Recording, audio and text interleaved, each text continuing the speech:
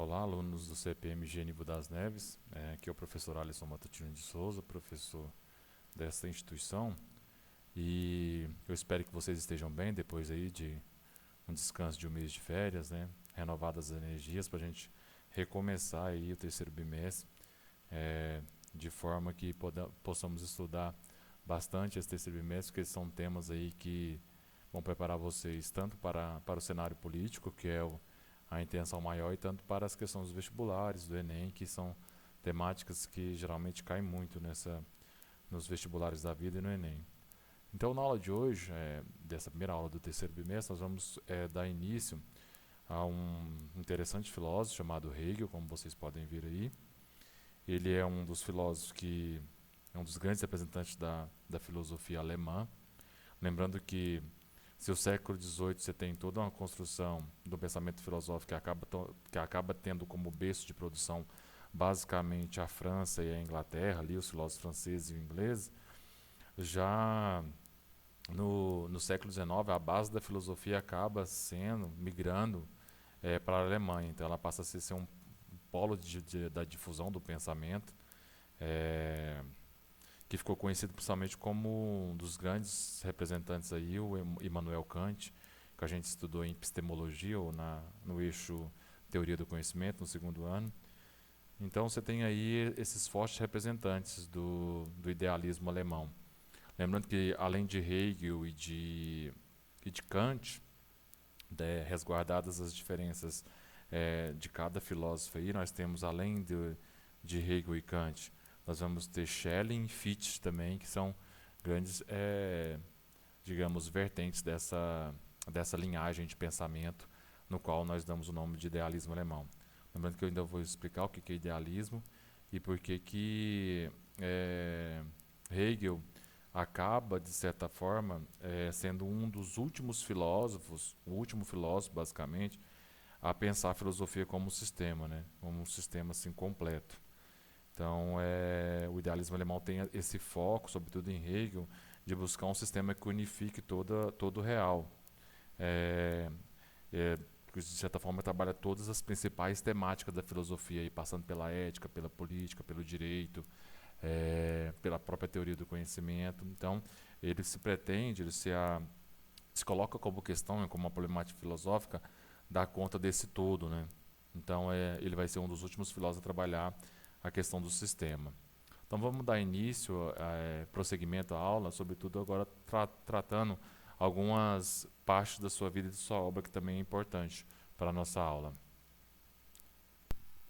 Como eu afirmei para vocês, o Hegel ele faz a passagem, né, do século XVIII para o século XIX, ao nascer em Stuttgart em 27 de agosto de 1770 e morrer em Berlim em 1831.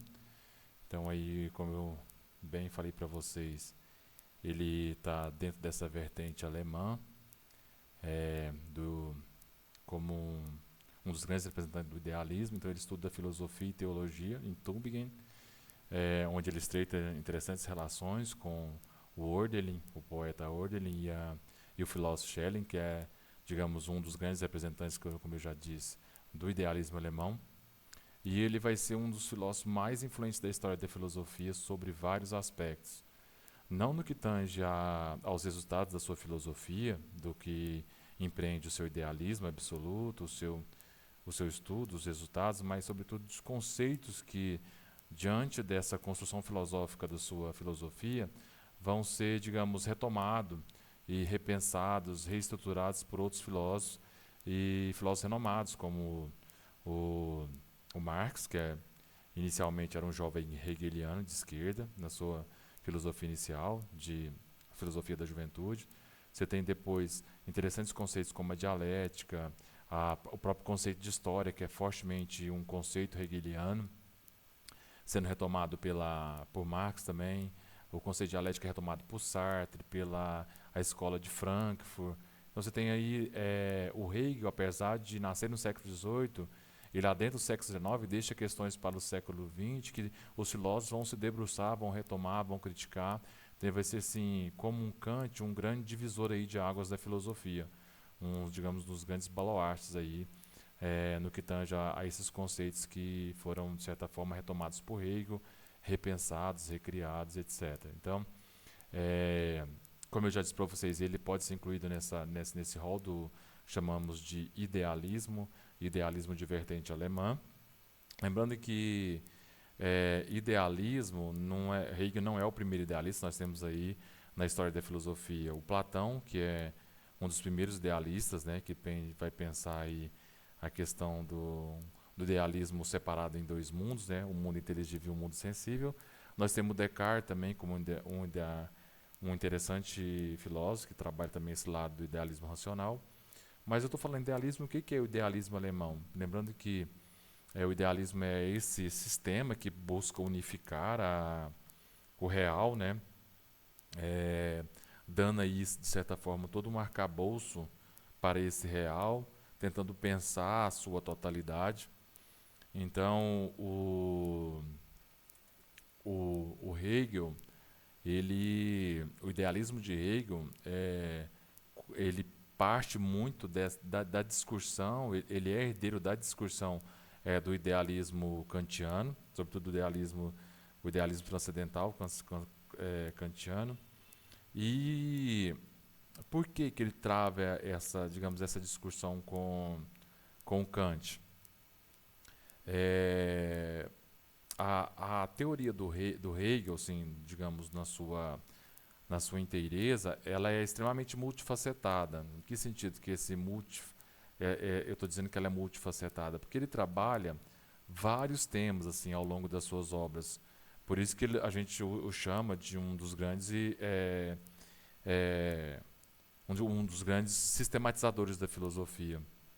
Então, multifacetada por quê? Porque você tem ali filosofia da religião, filosofia do direito, estética, lógica, filosofia social, ontologia, metafísica. Então, são todas as temáticas principais da filosofia. Então, todos esses campos formam, podemos dizer assim, um campo de reflexão do pensamento hegeliano, que inclusive até o próprio conceito de história da filosofia é uma abordagem sistemática dentro do idealismo, porque ele vai precisar voltar na história e entender como que esse movimento da consciência, da razão, vem ao longo da história se manifestando na sua obra Fenomenologia do Espírito, e ele vai sistematizar tudo isso. Então, essa maneira de abordar multifacetada da filosofia do Hegel insiste na maneira de que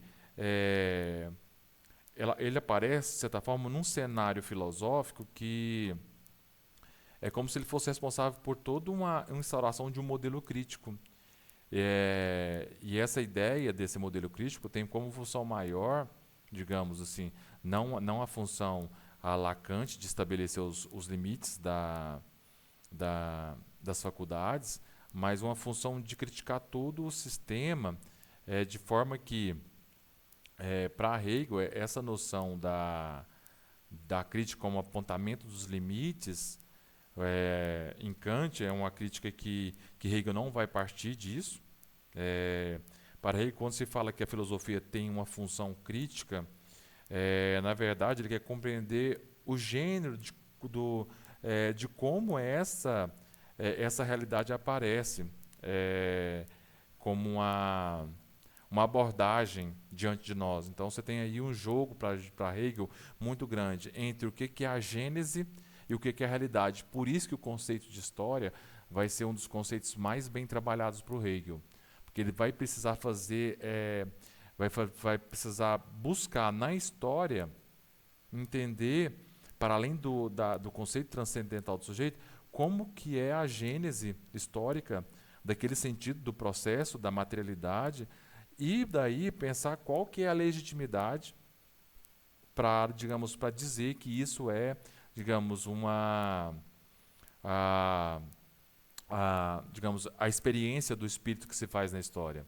Então você tem aí o Hegel, herdeiro de Kant, mas Hegel vai se afastar bastante do que Kant fala, sobretudo porque o que Kant preconiza como o idealismo transcendental, Hegel vai transcender isso. É como se Kant estacionasse num ponto e não conseguisse transcender aquilo.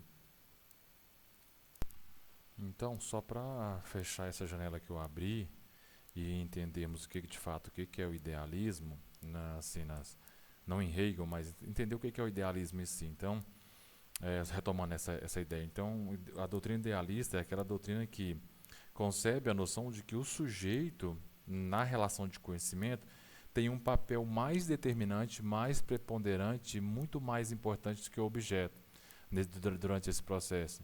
Então, nós vimos que a crítica de Kant era o quê? Que a grande parte da história da filosofia, basicamente toda a história da filosofia, no que tange a teoria do conhecimento, valorizava muito mais a percepção do objeto em si do que propriamente a apreensão do sujeito durante esse processo.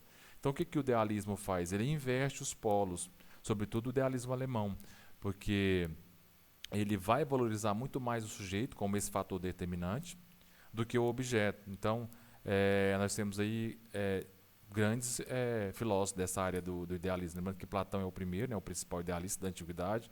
Depois você tem Descartes, por meio do qual, de certa forma, ele vai expressar ali a questão do cogito como em sua forma plenamente idealista. Kant, que é um dos grandes aí, baluartes do idealismo alemão, com a crítica da razão pura, ele vai afirmar que nós só conhecemos as coisas, e vocês conhecem bem esse conceito, a priori, aquilo que nós mesmos colocamos nela, né? Então nós temos uma estrutura dentro do nosso ânimo, uma estrutura tripartida entre a parte sensível, o intelecto e a razão, em que o intelecto já está a priori com suas, digamos, categorias para receber aquilo que o sensível dá, para haver a congruência entre o conhecimento. Então você tem com Kant já, de certa forma, todas as bases do pensamento idealista sendo formada. Só que Hegel vai ultrapassar a questão do idealismo kantiano e vai pensar no idealismo absoluto. O que eu quero dizer com idealismo absoluto? Tem uma frase do Hegel que pode ajudar muito a gente a pensar o que é esse idealismo absoluto. Ele vai dizer assim, abre aspas, todo racional é real e todo real é racional. Olha digamos, a envergadura dessa digamos, desse adágio hegeliano. Ele está querendo expressar e tanto que existe uma racionalidade extrema, de forma que existe digamos, uma imbricação tão grande entre a racionalidade e a realidade que tudo que é real é racional e tudo que é racional é real. Então, o idealismo hegeliano ele é assim, uma tentativa de fazer com que o pensamento, digamos, diante da sua expressão, da sua manifestação, seja, de certa forma, um processo análogo ao pensamento.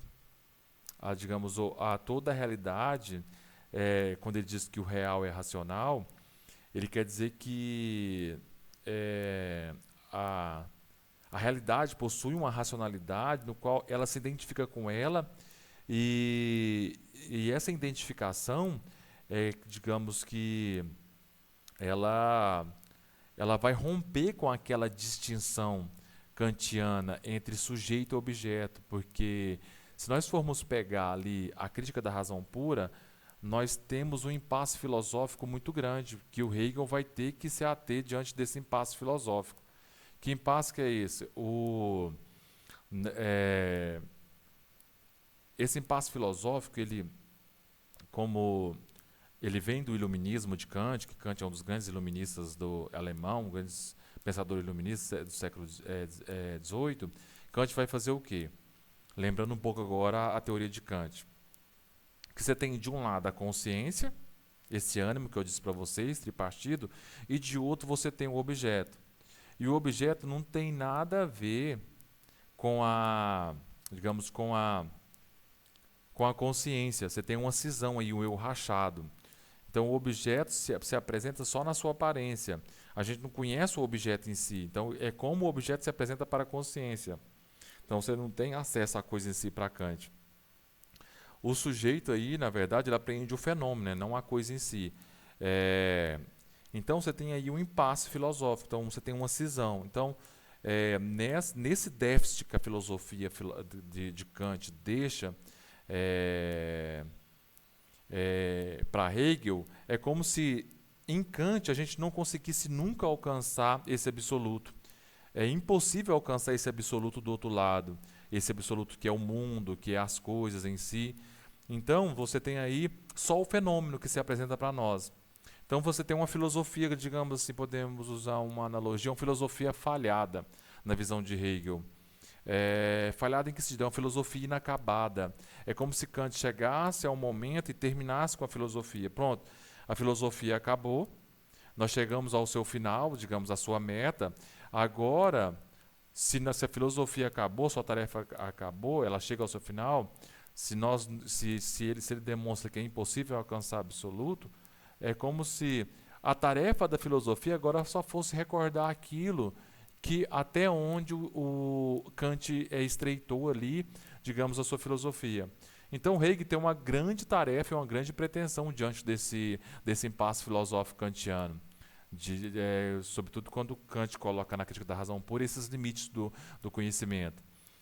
Então, que tarefa que é essa? A pretensão de Hegel seria, então, se de Kant foi acabar com a filosofia de Kant falha, para Hegel, a consciência do homem em sua finitude, ela não é, digamos, ele não é consciente enquanto ele não entrar como um ser finito, o homem é finito na sua consciência, quando ele entrar diante ele se põe esse telos, esse fim, e conseguir entender que diante de toda essa imensidão do conhecimento, diante de todo um sentido histórico, diante de todo um fim que é esse fim espiritual, esse espírito maior, essa consciência maior, que enquanto ele não, através do movimento histórico, conseguir entender e perceber que ele faz parte dessa consciência maior, você não tem aí uma filosofia do absoluto.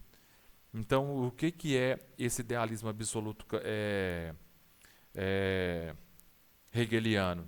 É quando eu perceber que o mundo tem um sentido, o sentido da liberdade, de eu tornar consciente, e o sentido de eu me tornar consciente é a própria consciência desse absoluto. É quando há essa fusão entre esse espírito que manifesta na história, esse espírito absoluto, conosco, que vão fazer, digamos, a partir de um exercício filosófico, eu finitamente me tomo consciência de que o mundo tem um propósito, tem um sentido, porque o mundo funciona como uma consciência. E é nesse momento que, quando a gente torna consciência de que o mundo funciona como uma consciência, e portanto ele tem um propósito, é que se realiza, digamos, esse grande momento do espírito.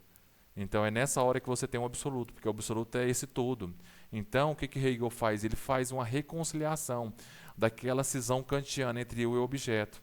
Porque se todo real é racional e todo racional é real, digamos, essa identificação entre o real e o racional, na verdade Hegel quer mostrar que esse espírito do mundo que caminha no mundo, ele só se torna consciente de si quando no final nós percebermos que existe essa identificação plena entre espírito e mundo, entre consciência e mundo, porque é a própria consciência que faz esse trajeto. Por isso aí que nós temos um rompimento com esse iluminismo kantiano e, digamos, de tanto que o Hegel está pensando numa história de uma razão, de uma ideia, de uma consciência no seu sentido absoluto, ou seja, que dá conta do real inteiro. Por isso que Hegel aí, diante daquela tese iluminista de aclarar as relações, ele é assim, digamos, na expressão de Hobbes, a filosofia da modernidade por excelência, porque ele tem essa pretensão de romper com esses impasses filosóficos de Kant e mostrar o seu idealismo absoluto. Por isso que a gente fala idealismo absoluto, porque você tem esse perfeito acoplamento entre realidade e racionalidade. Então vamos agora passar para, depois digamos, dessa janela grande que eu abri para entender o que é esse idealismo absoluto, entender um pouco o percurso da obra de Hegel. Então, passando aí um pouco da formação de Hegel, vocês podem fazer uma pequena leitura aqui, não vou me ater muito à formação de Hegel, porque isso aqui é questão fácil, é muito mais questão histórica, eu me atendo muito mais à questão das obras, em particular essa obra aqui, da foto, que é a Fenomenologia do Espírito, é a principal obra de Hegel. Lembrando que fenomenologia, assim, toma cuidado com esses conceitos, que não tem nada a ver com fenomenologia no sentido de fantasma, espírito ou algo extraordinário, mas é tão somente como ao longo dessa obra, como que ele vai apresentar esse itinerário da consciência, desde o saber mais vulgar, que é a certeza sensível, até esse saber absoluto, que é o saber aí do espírito. Espírito, esse pode, Geist em alemão, pode ser traduzido também como ideia, razão, consciência. Tudo isso aí são conceitos afins dessa ideia de Hegel. Então, essa é a principal obra, a obra de 1806, da Fenomenologia do Espírito. Além dela, nós temos aí a Enciclopédia das Ciências Filosóficas, a Ciência da Lógica e os Princípios ou Elementos da Filosofia do Direito. Então, me atendo um pouco mais à Fenomenologia do Espírito para explicar para vocês, como eu já falei para vocês, esse itinerário que ele vai apresentar dessa consciência que caminha na história, dessa razão. Lembrando que todo real é racional, todo racional é real. Vocês não podem esquecer disso. Então ele vai mostrar aí essa trajetória desse absoluto até ele alcançar o seu ápice, que é aquele ápice que eu falei para vocês, em que o próprio sujeito vai entender que esse espírito aí que caminha durante a história em suas várias manifestações é, tá tudo dentro desse espírito absoluto, né? Que tudo são manifestações dele. Então, como eu disse para vocês, nessa obra ele vai aí entrar em choque com o pensamento kantiano, sobretudo por aquela questão do dualismo kantiano entre consciência e mundo, aquela separação, aquela cisão que eu já bem citei para vocês. Como o Hegel é um monista, o monismo hegeliano, que vai mostrar que tudo está aí, digamos, conjugado nesse espírito, então por isso que ele é monista. Então Hegel vai defender essa razão como fonte de conhecimento, enquanto Kant vai defender a questão do intelecto, do entendimento. Então, ao narrar e ao descrever esse desnudar, esse desvelar do espírito, como se fosse um striptease do espírito diante da história, Hegel quer mostrar o quê? Que nesse conceito de história, que é forte em Hegel, ele quer mostrar que durante toda essa fenomenologia desse manifestar do espírito, você tem aí esse idealismo que vai se afirmando de forma que durante a sua exposição ele vai mostrando como que ao longo da história essa mudança de pensamento vai produzindo diferentes realidades, né? Desde passando ali pela Idade Média, os gregos antigos. Então ele vai fazer todo esse trajeto do espírito, mostrando que o quê? Que a atividade desse espírito aí ao longo do tempo é uma atividade transformadora. Então você tem aí, em cada tempo, você tem um modo de pensar, um modo desse espírito se concretizar, digamos. É o conceito que Hegel vai chamar de Zeitgeist. Zeit em alemão é tempo e Geist é espírito. Então você tem, cada época você tem um espírito próprio daquele tempo, daquela sociedade. Mas a gente não pode perder de vista que, apesar das diferentes manifestações durante essa história, desse espírito, é tudo concretizações desse espírito. É como se o espírito se alienasse, se separasse dele mesmo nesse movimento e ele fosse concretizando ao longo da história. O que seria um bom exemplo para pensar isso? Desse zeitgeist, desse espírito de cada época, dessa consciência de cada mundo. Você pode aí pegar como exemplo diferentes momentos da história. O alarme disparou, tive que correr, então desculpa. Retomando essa ideia do Zeitgeist, que é um conceito interessante de Hegel, então, a nível de exemplo, a gente pode pensar aí, retomando, a questão das diferenças históricas que a gente vive hoje. Por exemplo, se outrora nós tínhamos tabus em relação a vários assuntos, como divórcios, as questões sexuais e todas as várias diferenças, digamos, em torno da época dos nossos avós, dos nossos tataravós, hoje em dia nós temos assim uma mentalidade diferente, uma postura diferente em relação a certos assuntos. Por que esse exemplo? Porque esse exemplo mostra para Hegel, que é uma forma didática de passar para vocês o que é esse Zeitgeist, como que em diferentes épocas históricas você mostra aí as diferentes modos de consciência, de ideia. Então, de uma racionalidade, como elas vão mutando, né? E essa mutação é o próprio fenomenalizar do espírito, desse Zeitgeist, desse espírito do tempo. Então, a consciência, essa consciência também chamada espírito, ela estaria para Hegel nessa eterna busca de si mesmo. O que é essa busca de si mesmo? Que é a busca do conhecimento e da sua verdade. E, e e ela vai se materializando a cada momento, a cada tempo, porque ela está nessa, digamos, nessa aventura em busca de si mesmo. E quando é que isso termina? Quando eu falei para vocês, quando eu disse para vocês lá no início da aula que é quando nós, digamos, essa consciência, tornar a consciência de que esse processo todo da racionalidade, da realidade, na verdade é um processo só. É quando nós tornarmos consciência de que esse processo histórico de um espírito que caminha durante a história, do espírito que se encarna, usando uma analogia da encarnação, que é uma analogia do próprio Hegel, quando nós entendemos que essa encarnação do espírito ao longo da história é o próprio espírito tomando consciência de si.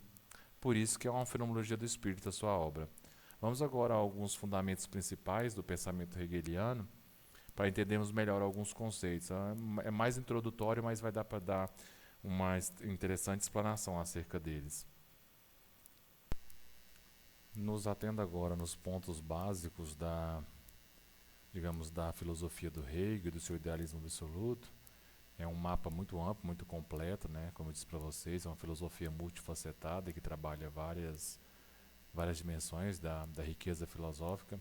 Então, mas nós temos aí 3 pontos básicos essenciais para a gente adentrar o pensamento de Hegel.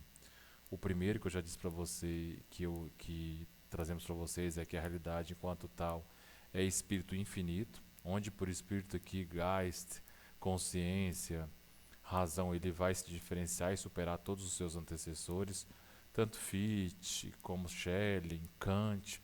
Então, por isso que nós temos aí o nome da filosofia do Hegel, o próprio conceito de filosofia do Hegel, como idealismo absoluto. E se nós entendemos nesse sentido que esse espírito infinito aí, ou essa totalidade, já é uma espécie de vocação da filosofia anterior a Hegel, me parece que acertado até dizer que em Hegel essa ambição parece que alcança, digamos, tem um alcance muito maior do que em qualquer das outras tentativas. Então a totalidade para Hegel aí como essa realização do absoluto tenta tanto na dimensão da lógica, digamos, quanto na dimensão da história, digamos, essa compreensão do todo, do absoluto, que, digamos, está aí naquele emblema que eu disse para vocês da filosofia do Hegel, tudo que é real é racional e tudo que é racional é real. Então essa identificação entre realidade e razão, de forma tão plena, tão completa para Hegel, implica, na verdade, aí para pensar esse infinito, 2 coisas interessantes de se pensar. Primeira, que o absoluto como conhecimento é possível, que é o fim ao qual o espírito se destina, né? Conhecer a verdade, conhecer a sua própria verdade, entender essa manifestação do todo. E ao lado disso, dessa possibilidade de conhecer a totalidade, em que em Hegel é possível justificar, provavelmente até é possível justificar essa totalidade, a filosofia pode, no decorrer disso, dessa trajetória do infinito, reconstruir toda a sua trajetória. Toda aquela trajetória lógica e histórica do percurso do próprio Espírito Absoluto. De modo que, ao pensar essa ligação entre conhecimento e realidade, compreender que a razão sempre governou todo esse processo, nos seus menores detalhes, nos seus ínfimos detalhes, até nos ruins, digamos, que isso é difícil de aceitar um pouco, em todas as etapas. Então você tem aí a justificação de todas essas etapas racionais do espírito, digamos que contemplando esse todo, né? Não estaticamente, mas como todo um processo, toda uma valorização desse curso histórico que é bastante empregada para compreender a filosofia aí da história em Hegel, entender esse devir. não menos importante relacionado a isso, esse segundo ponto, que é toda essa estrutura social que Hegel analisa e tenta reconstruir através do processo, é, no qual se desenvolve até o próprio saber filosófico, é um processo dialético. Lembrando aí, só antes disso, pensarmos o que é a dialeticidade espiritual em Hegel, é lembrarmos que esse conceito de história é forte porque ele preconiza essa ideia de devir ou vir a ser. O que é devir? Devir é esse movimento, esse transcurso, esse curso, essa mudança, essa transformação, essa instabilidade que é muito forte, que foi um tema sempre muito difícil para os filósofos gregos aceitarem, a questão do movimento. Quando um grego entra em contato com a ideia do movimento, ele tenta rechaçar ela diante do ser ou colocar ela circunscrita dentro do ser, mas Hegel enfrenta de cara essa ideia, de forma que, para Hegel, ele não relativiza em momento algum a questão do devir, do movimento, e é através dessa estratégia, digamos que de grande valia para Hegel, que a gente vai entender por que todo esse decurso histórico, esse percurso histórico, é pensado como movimento. Então, a essência da realidade é uma essência estritamente histórica, estritamente de movimento. Então, nesse sentido, é que a dialética para Hegel, ela, nessa manifestação do espírito, do seu próprio desvelar, é puramente dialética. O que é essa dialética para Hegel, assim, de forma um passo ainda, que a gente vai trabalhar esse conceito mais detidamente? É como se, durante essa trajetória, ao mesmo tempo lógica e histórica dos acontecimentos, você tem aí um trabalho do negativo. O que é esse trabalho do negativo? De forma que o motor que move a história é a contradição, não é a identidade. O que é essa contradição? Você vai ter aquela ideia da tese, da antitese, ou antítese e a síntese. O que quer dizer isso? Que diante dessa contradição você tem há uma realidade que é posta, há a negação dessa realidade e, portanto, a posição dessa negação, e depois você tem uma outra negação que vai reconciliar essas duas etapas anteriores num patamar superior. Então você tem assim, o motor da história da contradição, ou esse trabalho do negativo, é, é, né, que marca, digamos, uma divisão com a filosofia tradicional, de modo que o que produz toda a realidade, toda a manifestação da concreção do espírito é essa própria dialética no âmago do espírito. Então, a dialética, como o próprio terceiro ponto fala, diante do elemento especulativo, que é essa marca do pensamento de Hegel, essa marcha do pensamento de Hegel, esse trabalho do negativo em Hegel vai conferir à negação um papel muito relevante na constituição da realidade. Digamos que é a contradição, é a negação das oposições que vai fazer com que essa racionalidade dialética do espírito, a próprio espírito, no engobamento da realidade, no seu manifestar, nessas oposições, é que acaba havendo, de certa forma, no percurso da história, as manifestações no seu sentido completo. Que não é claro que as oposições só vai acabar para Hegel quando haver a conciliação final do percurso do absoluto. Que, digamos, mas a finalidade do movimento dialético justamente por operar da negação, é construir todas essas manifestações, as concreções ou manifestações do Espírito, que caminha durante a história, né, que vai encarnando durante a história. Então, esses 3 pontos são básicos para entender o pensamento hegeliano. Vamos destrinchar um pouco mais no próximo slide o que quer dizer essa ideia do movimento em Hegel, essa ideia do devir. Então, nos atenda a outros traços marcantes da sua filosofia, é pensar a realidade como espírito, não como uma substância. Substância aqui no conceito tradicional, substância como aquilo que é o eixo central da filosofia aristotélica e toda a filosofia herdeira disso, medieval, em que você vai pensar, você vai tentar circunscrever o movimento dentro desse algo parado. Lembra que eu falei para vocês da dificuldade que o grego tem em relação ao pensar o movimento, a transformação? Hegel não, Hegel vai fazer o contrário. E é uma das marcas do seu pensamento mais original em relação aos seus antecessores, é justamente o valor que ele confere a esse devir, a esse transcurso temporal. Por que eu não posso pensar a substância, a realidade como substância? Porque aí eu congelaria o movimento, congelaria o devir, ou faria como a filosofia tradicional. Eu circunscreveria o movimento dentro do âmago do ser, na relação ato e potência, como fez Aristóteles. Hegel não, Hegel quer pensar a realidade nesse seu transcurso, nesse seu perene movimento. Então, a realidade para Hegel quer dizer esse processo. Então, quem faz esse processo é o próprio espírito. Por isso que eu não posso pensar a realidade como substância.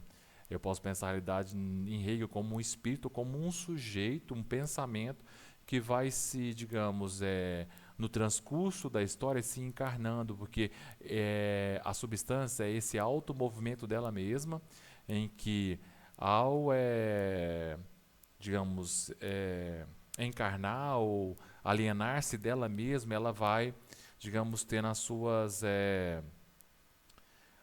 manifestações, as suas considerações na história, os seus feitos, tudo isso faz parte desse constante devir, desse constante mutar que é próprio da realidade, que é próprio desses fatos que encarnam essa razão aí. Então, o que é esse espírito? É esse logos, no sentido grego aí, esse verbo divino, fazendo analogia com a teologia cristã, que é esse encarnado espírito na história, pelo próprio movimento dele, em que, se fôssemos pegar aqui a ideia do espírito absoluto aqui, as várias manifestações dele, tanto no primeiro estágio da figura da ideia si, que eu estudo pela lógica, a encarnação dele, depois a ideia fora de si, que é a manifestação dele na natureza, estudada pela filosofia da natureza, até chegar ao seu ápice, que é a ideia que retorna a si ou em si para si, que é o espírito, que é a filosofia do espírito, a própria filosofia que estuda, você tem esse movimento triádico dialético. O que é isso? A tese, a antítese e a síntese. Então, esse movimento triádico aqui é esse próprio movimento de autoprodução do espírito na encarnação dos fatos, na encarnação do todo o processo histórico. Por isso que nós não podemos, em Hegel, desmerecer esse foco dele tão grande, que é essa ideia da substância enquanto sujeito, enquanto movimento, enquanto digamos, uma manifestação desse espírito na história, desse logos na história. E ele tem várias concretizações aí que eu não posso, digamos, resumir ele nessas suas manifestações. Apesar de ser manifestações dele, eu não posso, digamos, subsumir toda a história do Devi a esses momentos. Por exemplo, a história da sociedade, da classe, do Estado. Eu posso pensar o espírito numa abstração dessas práticas humanas, que está acima dessas práticas, mas não como um Deus medieval fora do mundo, fazendo uma analogia, mas como um espírito que caminha durante a história, que vai se fazendo como a autopoiesis diante da história. Por isso que esse espírito é totalmente movimento, é totalmente histórico. Aí vocês vão entendendo a importância do conceito de história para Hegel, como que ele dá esse caráter positivo e renova o pensamento a partir dessa ideia do movimento. Se outrora essa ideia era mal vista para os filósofos antigos, para Hegel não, ele dá um sentido positivo, esse caráter positivo, que tudo aquilo que está destinado a, digamos, a ser negado pelo processo de transformação em outra coisa, é sempre por via da negação, da dialética do automovimento.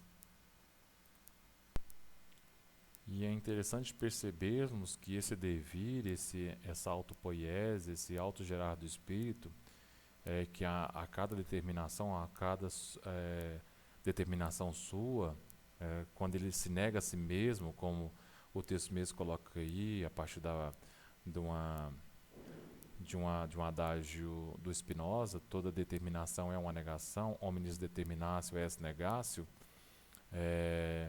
Nós temos que entender esse infinito não que é mal cunhado, esse termo infinito, o I aí como uma dimensão de, digamos, de não perfeição, mas na verdade um infinito aí é positivo, no sentido de que a cada movimento do espírito, na sua progressão, você tem uma determinação, digamos, um momento histórico, ou digamos, uma manifestação do espírito. A gente não pode pensar esse infinito positivo de forma que esse devir seria fruto do acaso ou de uma aleatoriedade, nesse sentido, não. Tudo é regido para Hegel com a mais absoluta necessidade. Tudo passa por uma determinação racional. Então, digamos, se a realidade é devir, nesse sentido pleno do que Hegel está dizendo, e esse real, na medida em que é a razão que comanda ele, porque todo real é racional, então nós podemos dizer que é, a própria história é lógica e a lógica é histórica. Então você tem esse perfeito acoplamento da manifestação do Espírito, porque nada é aleatório, tudo está dentro digamos, da manifestação do Espírito. Então, e é complicado, digamos, até aceitar isso, porque como você, por exemplo, poderia aceitar como racional a guerra, todas as vicissitudes da fome, todos os constrangimentos que os mais pobres passam, como pensar essa dimensão como racional? É complicado, né? Mas para Hegel, isso tudo são etapas sucessivas para o crescimento do próprio espírito, de forma que ele vai crescendo em espiral. Ele começa, digamos assim, pequeno, e ele vai, aqui a imagem não dá para perceber muito, mas ele vai ampliando. Essa ampliação, nesse princípio circular do próprio, dessa mola propulsora ou espiral, que começa lá com a natureza sensível até chegar no estágio absoluto, é, digamos, nesse movimento racional do absoluto, você tem, digamos, uma ampliação desse espírito até ele chegar ao seu absoluto. Então, para pensar esse devir em Hegel aí, essa perfeita identidade com a realidade, nós temos que pensar o devir como uma manifestação da razão. O pensamento, no seu sentido sistemático, esmiuçando isso aí, só para vocês entenderem, nas suas várias determinações, nada acontece ao longo desse devir que não seja, digamos, que não seja fruto desse espírito, que seja do acaso, algo que fugiu à expectativa desse processo. Não. Ao longo do devir, você tem a absoluta determinação do próprio espírito, ou seja, esse autopor do espírito, esse auto-manifestar, que tudo está englobado dentro da realidade, porque você tem um perfeito acoplamento entre lógica, razão e realidade.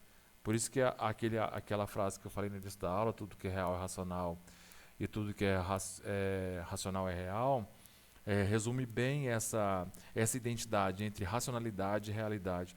Tudo que está manifestado aí diante desse devir é a razão. Então, tudo é movimento. Até a quietude aí é só uma das etapas do movimento. A permanência fixidez não existe. Então, você tem aí esse autogerar. Só para explicar um pouco isso aqui que eu falei para vocês. Então, você tem esse espírito evoluindo sempre, que começa lá no início até chegar ao estágio do que nós chamamos de absoluto. Que daí você tem esse constante processo dialético em espiral, que o estágio anterior é sempre, digamos, um estágio menos desenvolvido em relação ao posterior. Então, a realidade é esse próprio manifestar do espírito digamos, desse autoconhecimento do próprio espírito.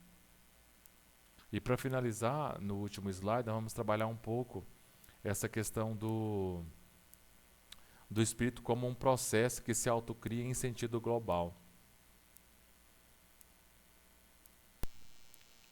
E por fim, como eu já disse para vocês, para pensar esse processo dialético que se autocria, esse espírito que se autocria em sentido global, o Hegel traz uma interessante imagem para a gente entender como que essa consciência chamada de espírito em busca dessa descoberta de si mesmo, que é a descoberta da própria verdade, como ela vai se materializando. E ele traz aí essa noção do botão, da flor e do fruto como exemplo desse movimento do real.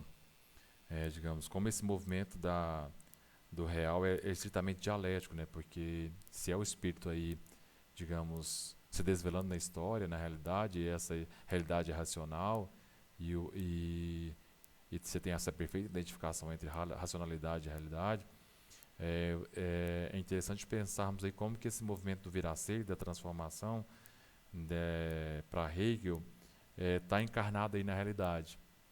Então vejamos aí o exemplo. Você tomar um botão, tomando o botão aí, a flor e o fruto. É como durante esse processo para chegar lá ao fruto, como você começa lá na tese, que é o botão. A gente poderíamos dizer que o botão seria o ser em si para Hegel. O que é esse ser em si?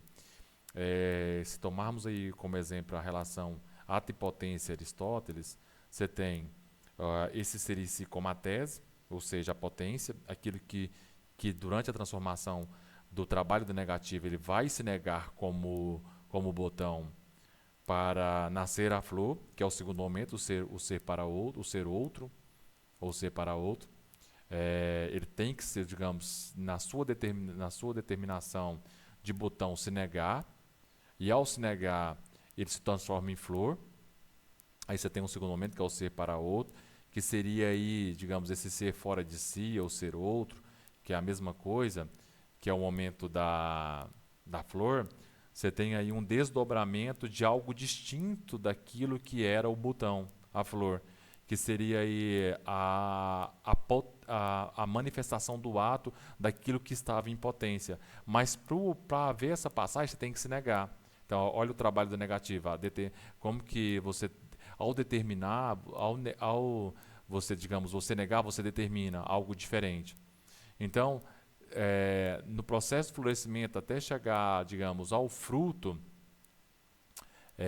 você tem aí duas negações.